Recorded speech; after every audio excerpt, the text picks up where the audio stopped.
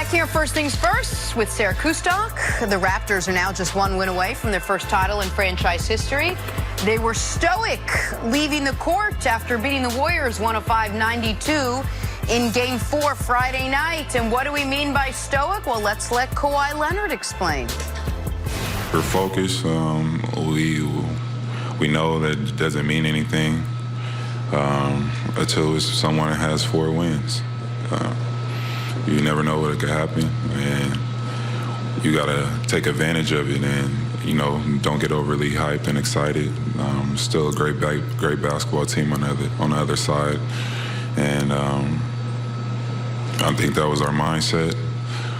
We had a goal going out there, and, we accomplished it, and now we have to do it in, possible 3 games. Got to win 1. Sarah, is that stoic or is that just Kawhi? I think that's as big as we're going to get from Kawhi. Sarah, how have the Raptors neutralized the Warriors in the NBA Those 2 videos couldn't have painted a better picture of why Toronto's in this position. First of all, if you didn't know what happened in that game, of course you would have thought you saw the team, yeah, because they are so focused.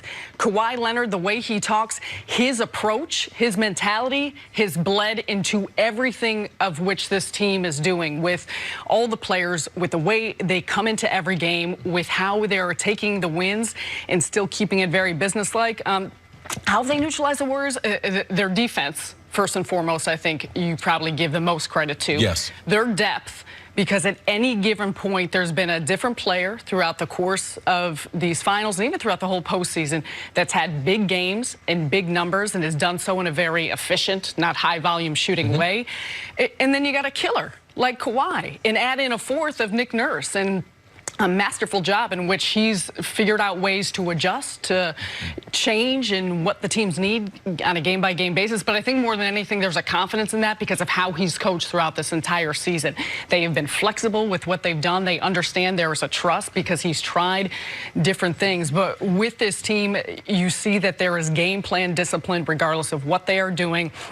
And they are always on a string. They've got a chemistry within themselves, and I think all of that in its totality has helped get them to this point.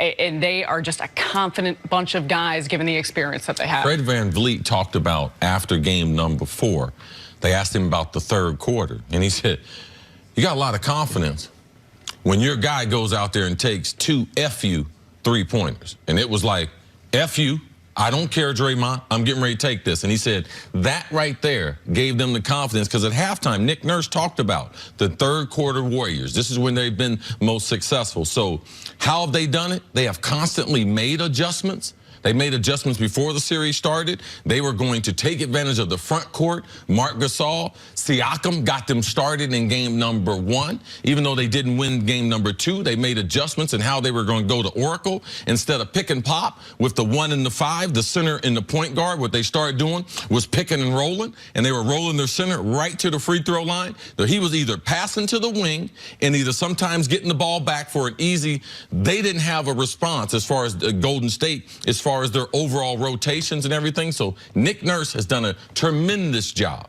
And then at the end of that, it's Kawhi Leonard. Kawhi had told his teammates and Nick Nurse that I'm using the regular season as just practice. You're going to see me in the postseason shift to a different gear. And they saw that. And they started following Kawhi's leadership, even though they know it's a different type of leadership. It's very, very strange than any other leadership, but they believe in Kawhi.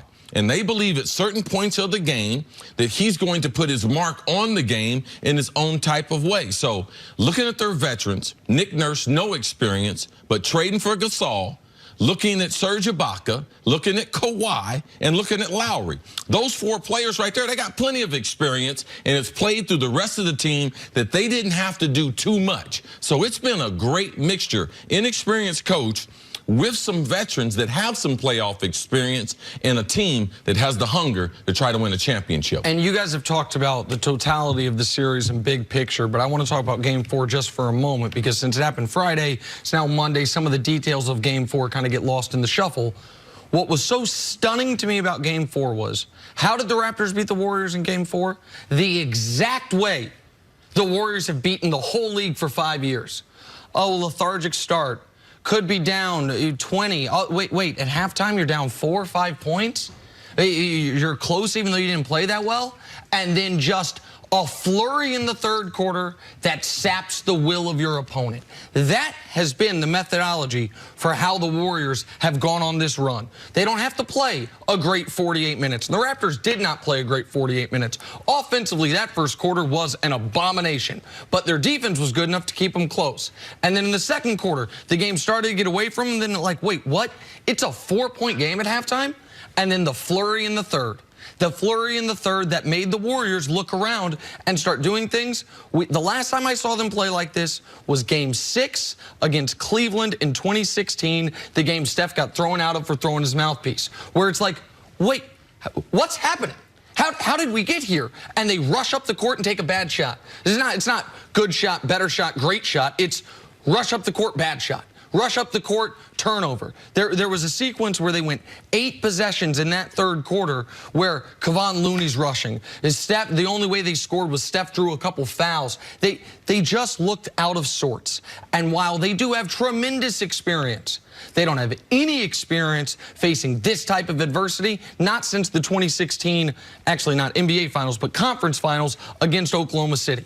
And to come back from that, it took an all-time game from Klay Thompson in Game 6 and an epic Steph Curry game in Game 7. I don't think they've got that in them in this series. And Toronto is deflating for a lot of reasons. I think to your point, that high pick-and-roll action has absolutely carved up the Warriors' defense, but you have a handful of players that are constantly making the right decisions. Kawhi always makes the right decision. High basketball IQ. Lowry, so whoever has a ball in their hand, they're always making the right decision, which has put so much pressure on Golden State. They understand when to push. They're doing it off makes and misses. They were patient at the end of the game. Defensively, they always know where one pass away is, where the help is coming from. And with Golden State, they seem out of sorts because it seems like everything is random in how they're playing. So it's a very different perspective than how we typically look at teams. Why do you think, Sarah, the Raptors sort of snuck up on everyone throughout this road in the East between Philadelphia and then you saw it with Milwaukee and Boston? All of a sudden, here they are on the brink of winning a championship. Which is important because they've won 7 of their last 8 since going down 0-2 against Milwaukee. But think about that Philly series. They were in Philadelphia down to, I mean, they have certainly shown a great deal of poise. That's a great question. I don't know because we always, I think, or, you know, loop them in, oh, they're one of the better teams in the East, but never really being the pick to come out of the East. I know there's some people that had a great deal of respect. I don't know if it's because we didn't see this Kawhi Leonard. Right. And maybe we weren't sure the level he could get to. I don't know if, despite it being a different team, the past failures of Toronto throughout the postseason. What's Kyle Lowry going to do? All the above. The bench, all the guys that Fred VanVleet, you can go to Pascal Siakam. This is his first time in this role on this stage. So there was a lot of question marks, and every one of those questions have been answered. I think the biggest reason is during the regular season, because it was all just a foregone conclusion the Warriors are going to win.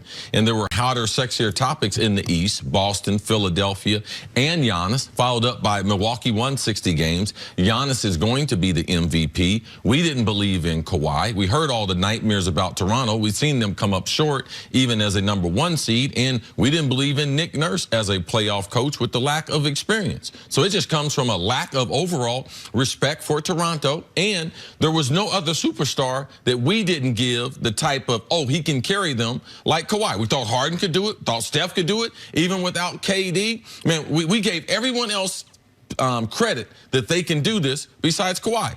We missed on it, like we missed. And when the playoffs started, out of all, if we took the top 4 teams in the East, top 4 teams in the West, this team right here didn't have an identity. So once the playoffs started, they lose the first game to Orlando. And since then, they started creating an identity of who they're going to be. And it's about Kawhi, it's about their defense, and it's about Nick Nurse is going to put them in something that will give them a strategical advantage against the opposition. All right, go. No, they lose that first game of the playoffs. They lose it. Kyle Lowry has a bagel, and it's like same old Raptors. They get through the Magic, and they fall down 2-1 to Philly, and it's like, oh, same old Raptors, and then fall down 0-2 to Milwaukee. It's just, there have been a lot of, if you did want to believe in Toronto, there have been a lot of exit ramps off that. Right. That where it felt like the same old Raptors. Buzzer beater Game 7 is they've already had a great playoff. Kawhi Leonard's been great. Let's try to get him to come back. They have no chance against Milwaukee, right, Nick? Yeah, absolutely. Yeah, that's what Nick told told us, and Jenna and I was like, Toronto does have a chance. So we missed. Like people don't want to admit it. You're on TV, you're on radio, and Nick on both. Sometimes we miss. Jenna and I didn't miss. Yeah, I mean, I think we all picked Milwaukee in that series. We'll have to check the tape. You guys got Toronto in this series, though. Sarah, we'll see you later in the show. Nick's going to keep talking. Coming up, why are some Warriors players growing frustrated with KD? Next on First Things First. Still talking. Shocking.